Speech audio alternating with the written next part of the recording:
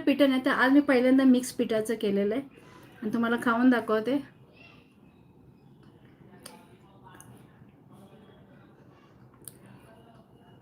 क्या बात आहे.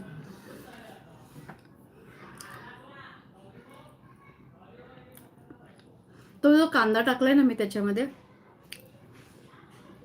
कांदा शक्यतो मी टाकत नव्हते, पण कांदा टाकल्यामुळे ना अप्रतिम चवीला झालंय त्याच्यामध्ये. मस्त झालंय. माझी भाची नेहमी सांगते की मामी कांदा पण टाका, खूप छान लागेल. तर ही भाचीची टिप्स आहे माझ्या. तर मी म्हटलं चला आज मी नेहमी लसूण आणि मिरची, हिरवी मिरचीचं टाकते. तर बोले कांदा पण बारीक करून टाका ना, छान लागेल.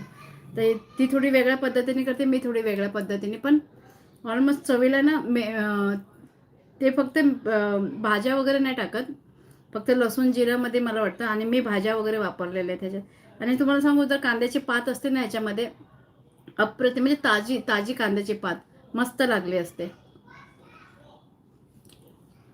क्या बात आहे. एकदम टेस्ट, चवीला तर अप्रतिम झालेलं आहे, खरं सांगते. मस्तच असं झालेलं.